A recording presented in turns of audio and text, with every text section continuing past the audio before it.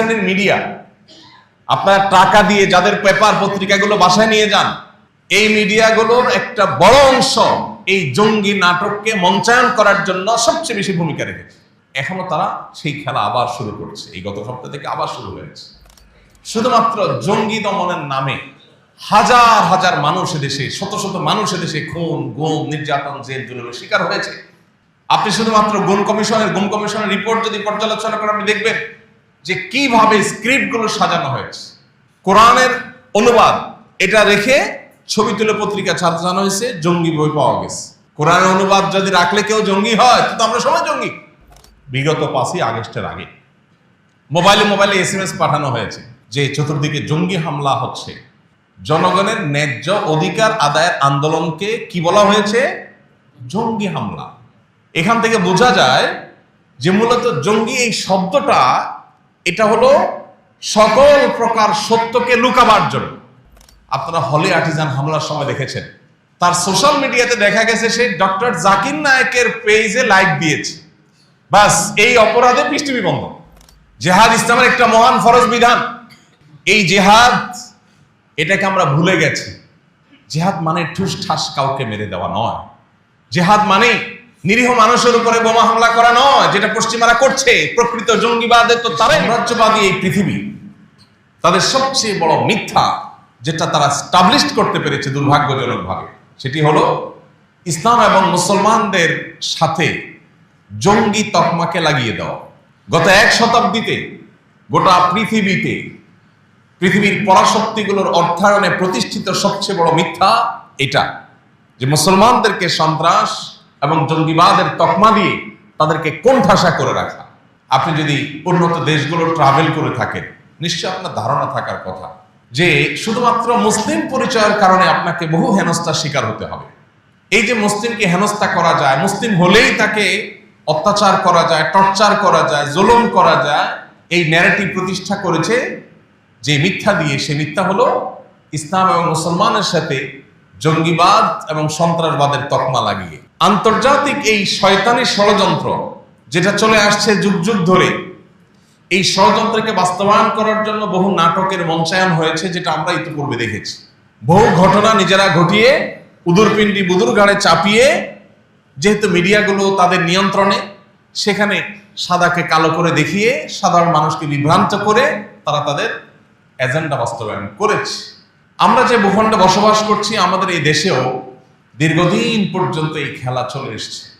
আপনারা যে জায়গাটা বসে আছেন, নারায়ণগঞ্জ, এই নারায়ণগঞ্জ ছিল এই নাটকের সবচেয়ে বড় মঞ্চ। টেলিভিশনে লাইভ প্রদর্শন হচ্ছে, জঙ্গি বিরোধী অভিযান চলছে। একটা বাড়ি ঘেরাও করে আছে র্যাবের লোকজন এবং টান টান উত্তেজনা, অস্ত্র তাক করে আছে, ভিতরে ধ্বংসাত্মক অস্ত্র নিয়ে জঙ্গিরা অবস্থান করছে।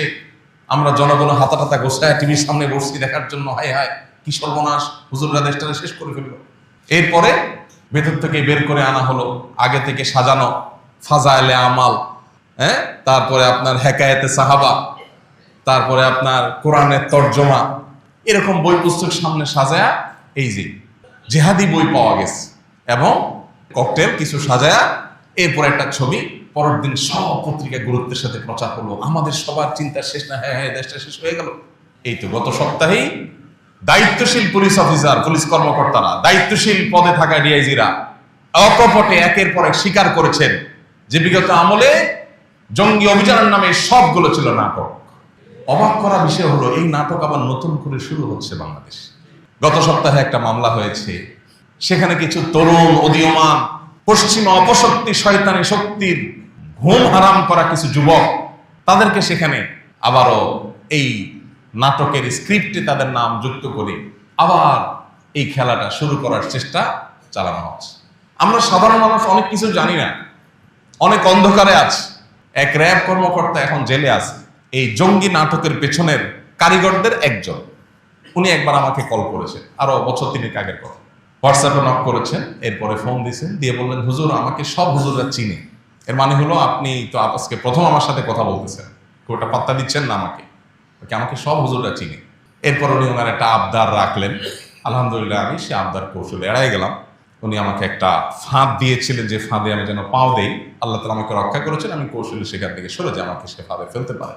আমরা অনেকে জানি না আমাদের ট্যাক্সের টাকায় জঙ্গি দমনের নামে কমপক্ষে 15 থেকে 20টা, মানে 15টার নিচে না, আমি এক্সাক্ট ফিগারটা বলতে পারছি না, 15 থেকে 20টা অথরিটি বাংলাদেশে আছে, আইন শৃঙ্খলা রক্ষাকারী বাহিনীগুলোর এবং বিভিন্ন এজেন্সিগুলোর বিভিন্ন টিম উইং আছে। 15 থেকে 20টা উইং কিসের জন্য? জঙ্গি দমন করার জন্য। একদিকে আমরা দেখছি আইন শৃঙ্খলা রক্ষাকারী বাহিনীর কর্তৃপক্ষ, এমনকি সরকারের আইন শৃঙ্খলা বিষয়ে সংশ্লিষ্ট মহল, দায়িত্বশীল জায়গা থেকে বলা হচ্ছে বাংলাদেশে কোনো জঙ্গি নাই।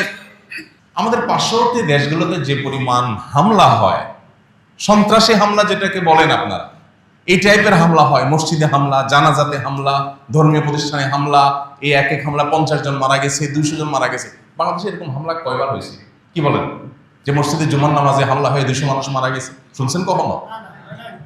যে মাদ্রাসাগুলোতে ছাত্রদের নিজেদের মারামারি, বোমা হামলা, এটা হয়ে 200 ছাত্র নিহত হয়ে গেছে, আহত হয়ে গেছে, শুনছেন কখনো?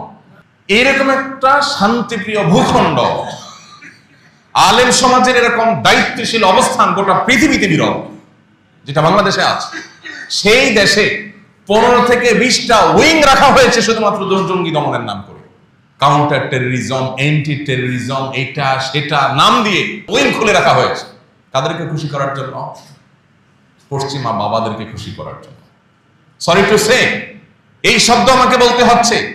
সন্তান তার বাবার কথা কিভাবে অক্ষরে অক্ষরে মানে না, পশ্চিমারা যা বলে সেকে অন্ধভাবে, যারা যখন ক্ষমতা আসে তারা যেরকম গোলামের মতো করে তাদের কথাকে মানে। তারা নাটকের স্ক্রিপ্ট দিয়ে দেয়, যে নাটকগুলো করার কারণ তারা জানে এদেশে মানুষ আলেমদের কথা শুনে, এদেশে মানুষ কোরআন এবং হাদিস দ্বারা ইন্সপায়ার্ড হয়, এদেশে মানুষ দ্বীন দ্বারা প্রভাবিত হয়। অতএব দ্বীনকে, ইসলামকে, আলেম সমাজকে যদি কালিমা যুক্ত করে দেওয়া হয় তাহলে তারা বিভ্রান্তিতে পড়ে যাবে, তারা ফিতনায় পড়ে যাবে এবং তারা ফিতনায় পতিত হয়ে দ্বীন থেকে তারা দূরে সরে যাবে। আমাদের দ্বীনি চেতনা এবং স্পিরিটকে ভোঁতা করার জন্য এই শয়তানের ষড়যন্ত্র পশ্চিমারা করে, আর আমাদের ট্যাক্সের টাকা দিয়া যারা যখন ক্ষমতায় আসে সেটাকে তারা বাস্তবায়ন করে। ভাইরা আমার, বেশি দূরে যেতে হবে না। গুম কমিশনের যে রিপোর্ট, এই রিপোর্ট যদি পর্যালোচনা করেন আপনি দেখবেন নিরীহ নারীদেরকে, একজন পর্দানশীল নারী জীবনে তার ছায়া যেখানে কোনো পুরুষ দেখতে পারে নাই, তাকে আইন শৃঙ্খলা রক্ষাকারী বাহিনীর এই সমস্ত তথাকথিত জঙ্গি দমনের নামে এই সমস্ত সন্ত্রাসীরা, যারা আইন শৃঙ্খলার পোশাক, আইনের পোশাক পরে সন্ত্রাসী কর্মকাণ্ড করেছে, নিরীহ জনগণকে, ওই নারীকে ধরে নিয়ে বর্বরতার সর্বোচ্চ সীমা রেখা সব অতিক্রম করে গেছে। যে নারীর ছায়া কোনোদিন কোনো পুরুষ দেখতে পারে না, এটা তার দিন পালনের স্বাধীনতা, সাংবিধানিক অধিকার, সেটাকে বলণ্ঠিত করে রিমান্ডের নামে, জিজ্ঞাসাবাদের নামে বিবস্ত্র করে হ্যাঁ না কোনো উপায় নাই, যে উপায় তাকে নির্যাতন করা হয়। কত যুবক হারিয়ে গেছে আর ফিরে আসেনি। আলেম ওলামা তো বটে, স্কুল কলেজ পড়ুয়া, আপনার সাধারণ শিক্ষিত ডাক্তার, ইঞ্জিনিয়ার, তরুণ, বিশ্ববিদ্যালয়ের শিক্ষার্থী, কলেজ শিক্ষার্থী, দোষ কি? মুখে দাঁড়িয়ে আছে। দোষ কি? নামাজ পড়ে, ফজরের নামাজ জামাতের সাথে পড়ে। দোষ কি? টাকনোর উপরে প্যান্ট পরে।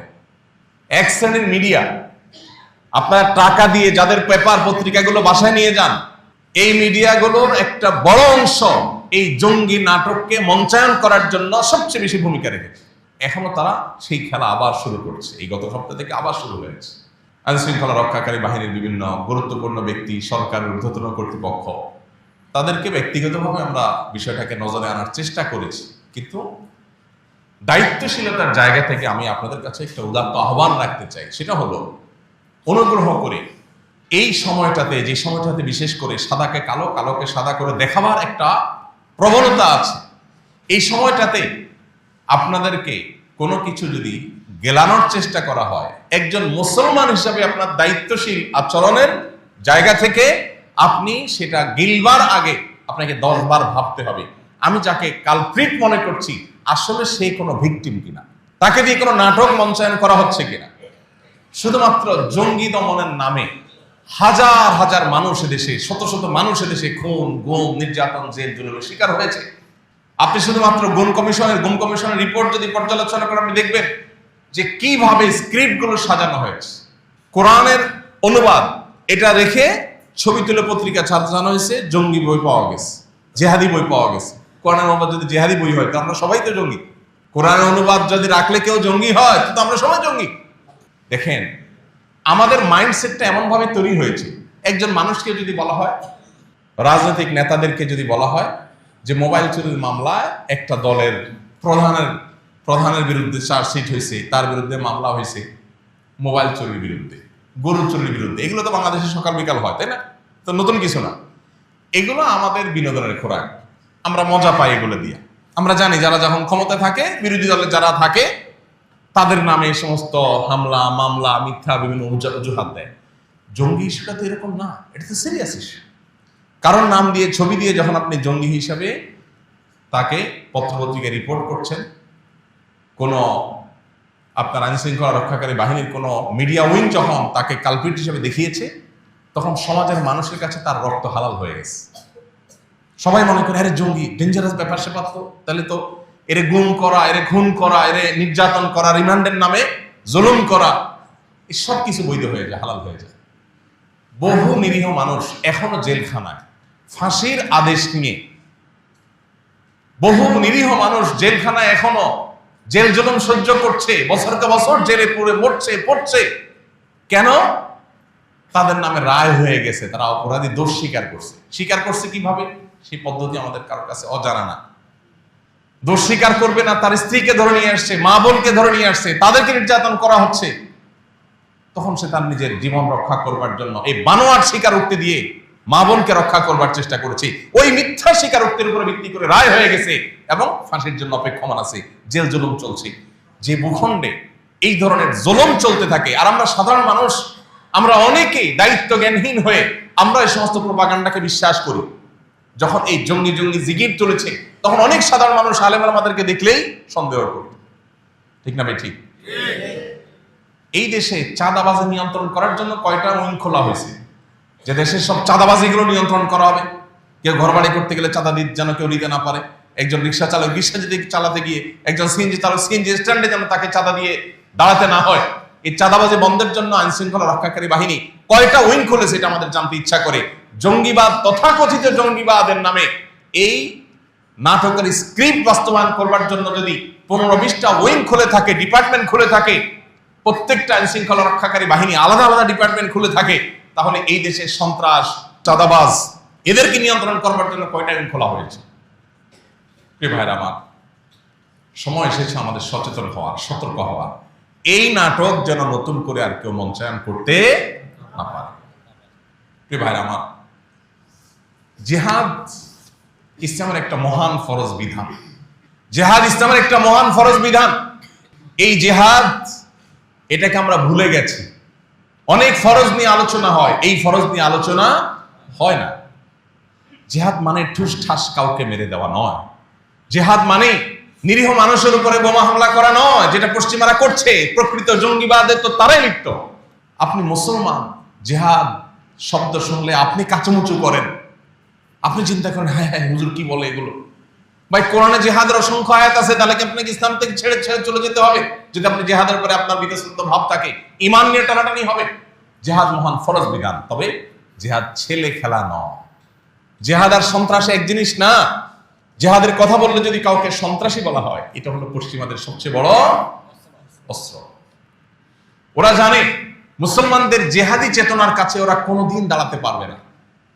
ওরা জানে মুসলমান যদি কোরআনের নির্দেশ দ্বারা উজ্জীবিত হয়, এই মুসলমানকে দমাবার মতো কোনো টেকনোলজি ওরা আবিষ্কার করতে পারবে না।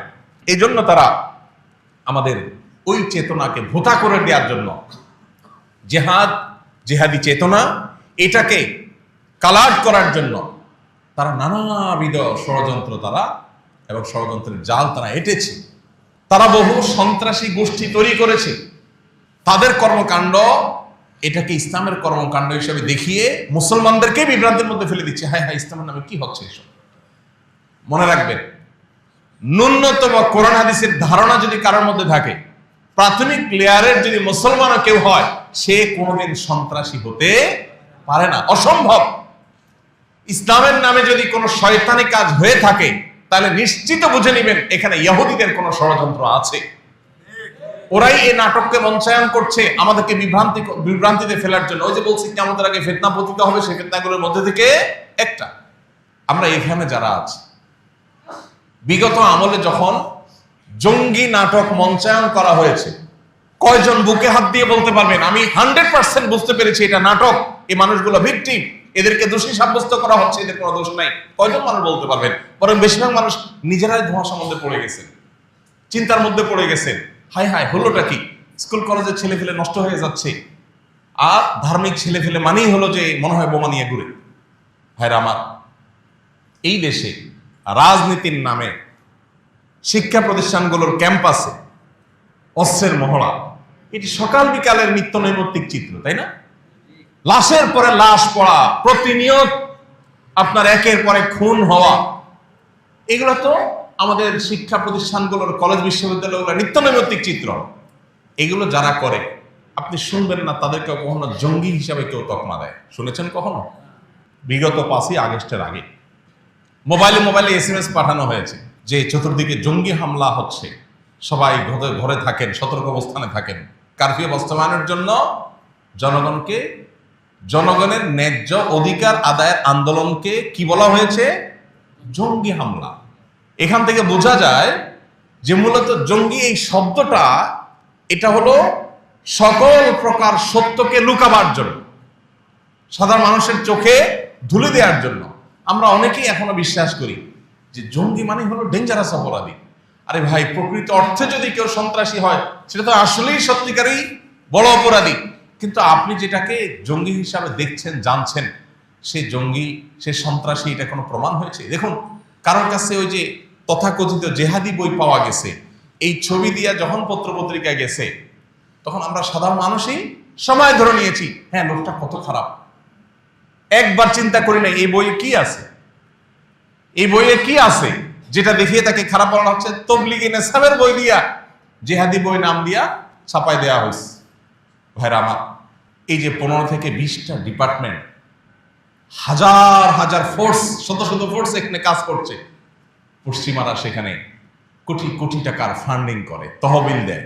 এই টাকাকে হালাল করার দরকার হয়। ধরেন 20টা যদি জঙ্গি দমন ডিপার্টমেন্ট থাকে, বিভিন্ন প্রতিষ্ঠানদের, ডিএমপির আলাদা উইং, র্যাবের আলাদা উইং, এনএসআর আলাদা উইং, ডিজিএফআই আলাদা উইং, পুলিশের অনেকগুলো উইং, এইভাবে যদি সবাই আলাদা আলাদা জঙ্গি দমন নিয়ে অনেকগুলো উইং থাকে, বাংলাদেশের টোটাল জঙ্গি সংখ্যা কত?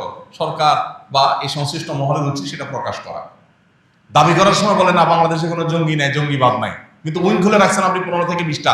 জনগণের ট্যাক্সের টাকায় অপচয় কেন? এদেশে কি আইন শৃঙ্খলা রক্ষাকারী বাহিনীর আর কাজ নাই? শুধু জঙ্গি দমনের জন্য এতগুলো উইং খুলে বসছেন। এই উইংগুলো চলে কোত্থেকে? বিদেশিরা যখন ফান্ড দেয়, তহবিল দেয়, পশ্চিমারা শত শত কোটি টাকা দেয়, ওই টাকা হালাল করার জন্য ওর তো কোনো কাজ নাই। কারণ আসলে তো আদতে জঙ্গি নামের এই নাটক ছাড়া তো বাস্তব কিছু নাই। সে এটাকে বাস্তবায়ন করার জন্য হুদাই নিরীহ কোনো এক মানুষকে পেয়া তাকে ধরছে। আপনারা হলে আর্টিজান হামলার সময় দেখেছেন, এদেশের প্রথম সারির তথাকথিত মিডিয়ার নামে এই সন্ত্রাসবাদীদের সবচেয়ে বড় অস্ত্রগুলো তারা কিভাবে নিরীহ মানুষকে দোষী সাব্যস্ত করেছে। যে ওখানে হামলাকারীদের একজন, তার সোশ্যাল মিডিয়াতে দেখা গেছে সে ডক্টর জাকির নায়েকের পেজে লাইক দিয়েছে, বাস এই অপরাধে পৃষ্ঠবি বন্ধ। এই যে গত সপ্তাহের যে মামলা হয়েছে, ওই মামলার যদি মানে স্ক্রিপ্ট শুনেন আপনি তাজ্জব করে যাবেন যে এখনো দেশে এগুলো চলতেছে, নতুন বাংলাদেশে এগুলো চলছে। একজনকে ধরছে, তার মোবাইলে পাওয়া গেছে সে কোন পাবলিক প্রোগ্রামে 3-4 জন বক্তার ছবি তুলছে। এই বক্তার ছবি তুলছে, তাহলে এবার বক্তাদেরকে নামে মামলা আসামি দিয়ে দিতে হবে। এখন আমি এখানে বক্তব্য দিচ্ছি, কত মানুষ ছবি তুলছে। এখন আপনি কোন একটা, আসলে আপনি দোষী কিনা সেটা তো আল্লাহ ভালো জানে, ধরলাম তর্কের খাতিরে যে আপনি দোষী, আহমদুল্লাহ ছবি তুলছেন, তাহলে এই বেটারাও মামলার নামে দিয়ে দেবে। আইন শৃঙ্খলা রক্ষাকারী বাহিনীর ভাইয়েরা তারা হাসির পাত্র হওয়া থেকে তারা সিরিয়াস কবে হবেন আমি জানি না। তাদের মধ্যে ন্যূনতম, বিশেষ করে যারা এই কর্মকাণ্ডগুলো করে, তাদের মধ্যে ন্যূনতম লজ্জা, শরম, দায়িত্বশীলতার কোনো জায়গা তাদের আছে কিনা আমি জানি না। আপনারা দেখেছেন আরেকজন বক্তাকে গত আমলে গ্রেপ্তার করে সম্ভবত 2-2.5 বছর জেলে রাখা হয়েছে। কি অপরাধ? যে একটা ছেলে উত্তরবঙ্গ না কোন জায়গা থেকে ধান কাটার কাইচি নিয়ে ঢাকায় আসছে সংসদ ভবন ভাঙবে সেজন্য। ধান কাটার কাইচি নিয়ে আসছে সংসদ ভবন ভাঙবে সেজন্য, এবং তার মোবাইলে পাওয়া গেছে ওই বক্তার ছবি। তাহলে বক্তারা বেরো। মগের মল্লুকের গল্প আমরা অনেক শুনেছি, কিন্তু মগের মল্লুকের বাস্তব রূপ আমরা দেখি নেই। দুর্ভাগ্য আমাদের, আমরা এখন সেটা দেখছি। প্রিয় ভাইরা আমার, এই কথাগুলো আপনাদের সাথে বলার উদ্দেশ্য হলো, আপনি আমি যদি সচেতন না হই, তাহলে এইভাবে একের পর এক নাটক করে করে দেশটাকে গোল্লায় নিয়ে যাওয়া হবে। আমাদের লজ্জা হয়, আমাদের পরে স্বাধীনতা অর্জন করে যে সমস্ত দেশগুলো এখন এমন উচ্চতায় চলে গেছে, ওইসব দেশগুলোতে গেলে নিজের দেশের দিকে তাকালে অসহায় মনে হয় যে আমরা কোথায় দাঁড়িয়ে আছে, ওরা কোথায় চলে গেছে। আর আমাদের জনগণের ট্যাক্সের টাকা দিয়ে দেশে উন্নয়ন না করে এই সমস্ত নাটক করা হয় বসে বসে। একজন অফিসার, তার একটা প্রমোশন দরকার, সে একটু উপরের চেয়ারে যাবে, এটার জন্য তার দুইজন দাঁড়িয়ালা কলেজের ছাত্র, ইউনিভার্সিটির ছাত্র, মাদ্রাসার হুজুর পদ থেকে ধরে তার কাছে ওই যে জেহাদি বই পাওয়ার নাটক মঞ্চায়ন করে সে একটা অভিযান চালায়া সে লাইমলাইটে আসে। তখন ঊর্ধ্বতন কর্তৃপক্ষ দেখে, হ্যাঁ এ তো খুব সিরিয়াস জঙ্গি দমনে, তাদের একটা প্রমোশন দেওয়া হয়। ওর একটা প্রমোশনের জন্য একটা পরিবারকে সারা জীবনের জন্য ভিকটিম বানিয়ে গোটা সমাজের কাছে কালপিট বানিয়ে দেওয়া হয়েছে। অসংখ্য কলেজ ইউনিভার্সিটির ছেলেপেলেরা শুধু সৎ পথে আসার কারণে, শুধু দিনের পথে আসার কারণে তাদেরকে জঙ্গি তকমা দিয়ে বছরের পর বছর তাদেরকে গুম করে রাখা হয়েছে, জেলে পুরে রাখা হয়েছে। একটি দুটি নয়, শত শত ঘটনা ঘটেছে। আমরা কজন মানুষ তখন বলেছি এসব মিথ্যাচারের বিরুদ্ধে আমরা দাঁড়াই, এই সমস্ত শয়তানের বিরুদ্ধে আমরা কথা বলি। বরং আমরা অনেকে নিজেরা বিভ্রান্ত হয়ে গেছি, মনে করছি হ্যাঁ বোধহয় ছেলেরা আসলেই সন্ত্রাস। ওরা ঘোষণা দেয়, ব্রিটেনের টনি ব্লেয়ার যখন ঘোষণা দেয় এটা আমাদের ধর্মযুদ্ধ, ক্রুসেড, খ্রিস্টান ধর্মযুদ্ধ, এটা যখন তারা ঘোষণা দেয়, তখন আপনার বিবেকে মনে হয় না এটা সন্ত্রাসী কোনো বিষয়? এটা মুসলমান যখন জেহাদের কথা বলে, তখন আপনার কেন সেটাকে সন্ত্রাসী মনে হয়? মুসলমানের জেহাদকে আপনার কাছে সন্ত্রাসী হিসাবে, সন্ত্রাসী কর্মকাণ্ড হিসাবে তারা দেখাচ্ছে। তারা যখন ক্রুসেড ঘোষণা করে, তখন আপনার কাছে একটিবারের জন্য প্রশ্নটা উঠে না যে এটা কি? ভাইরা আমার, আমরা যদি সতর্ক না হই, কেন আজ সমাজের এই দুর্দশা? কেন আজ আমাদের দুরবস্থা? আজকে তরুণরা ভালো পথে আসতে পারছে না। তারা ভালো পথে আসলে তাদেরকে আপনি ব্লেম দিচ্ছেন। এই দেশের প্রথম সারির একটা পত্রিকা, ঘরে ঘরে যে পত্রিকা আপনি টাকা দিয়ে কেনেন, সেই পত্রিকা রাজাকার এবং জঙ্গির আলামত লিখেছে 10-15টা, এবং রীতিমতো পত্রিকা ছেপেছে তারা, এবং সেখানে দিয়েছে যদি কোনো যুবক বয়সে কেউ নামাজ পড়ে, মিউজিক শুনতে অস্বস্তি বোধ করে, টাকনুর নিচে প্যান্ট পরে না, টাকনুর উপরে পড়ে, ফজর নামাজ জামাতের সাথে পড়ে, এই টাইপের ধর্মীয় কর্মকাণ্ড করে, একটা আপাদমস্তক ফেরেশতা যুবক যাকে বলা যায়, এরকম একটা ফেরেশতা যুবক হলে মনে করতে হবে সে জঙ্গিবাদের দিকে বোধহয় ঢুকছে। এই হলো আপনার সন্তান জঙ্গি হয়ে যাচ্ছে কিনা আপনি কিভাবে বুঝবেন? এগুলো দেখে আপনি বুঝবেন যে সন্তান জঙ্গিবাদের দিকে চলে গেছে। বহু বাপ মা এই সমস্ত মিথ্যা অপপ্রচারে বিভ্রান্ত হয়ে নিজের সন্তান দাড়ি রাখলে নিজে হাতে শেভ করার জন্য সন্তানকে বাধ্য করেছে বহু বাপ মা। আছে না সমাজে? যে বাবা তুই নিজেও ভালো থাক, আমাদেরও বাঁচতে দে, এগুলো করিস না, ঝামেলা হবে। আমরা কোন দেশে ছিলাম? আয়নাগরে কোনো ইসলাম বিরোধীরা ছিল না, আয়নাগরের সমস্ত বাসিন্দারা ইসলামিস্টরা ছিল। কিন্তু আমরা কজন মানুষ এই অন্যায়ের বিরুদ্ধে কথা বলেছি? এখন আবার নতুন করে পুলিশের মধ্যে থাকা সেই দুষ্ট চক্রগুলো তারা আবার এই জঙ্গি নাটককে নতুন করে মঞ্চায়ন করা শুরু করেছে। আপনি দেখবেন কাউকে যখন মনে হবে থ্রেট, তাকে জঙ্গি নাটক দিয়ে দমন করা হবে। কত হাস্যকর স্ক্রিপ্ট তারা তৈরি করে।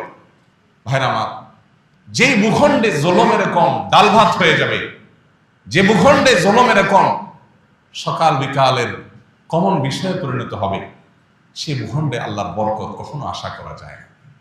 আমরা আর যা হোক, অন্তত এই ভূখণ্ডে কোনো জুলুম হতে দেব না। যদি সেটা কোনো হিন্দুর প্রতিও হয়, কোনো খ্রিস্টানের প্রতিও হয়, কোনো নাস্তিকের প্রতিও হয়, আমরা সকল জুলুমের বিরুদ্ধে অবস্থান নেব ইনশাআল্লাহ।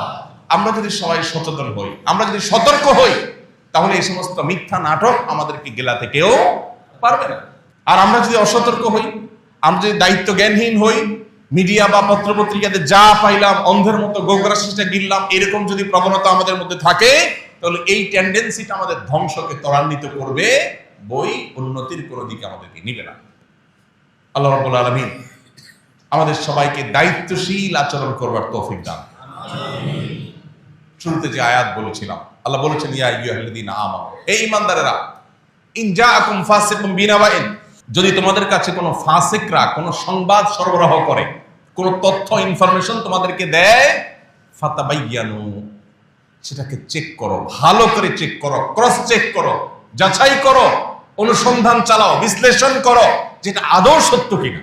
যদি না করো, তাদের কথা যদি বিশ্বাস করে বসো, তাহলে আনতুসিবু কওমান বিজাহালা, তাহলে অজ্ঞতাবশত তোমরা কাউকে খারাপ মনে করে কোন অবস্থান নিবে, ফাতাসবিহু আলা মা ফাআলতুম নাদিমিন, এরপর একসময় বলবে যে ও সরি, ভুল হয়ে গেছে, কিন্তু তোমার আর ব্যাক করার সুযোগ থাকবে না।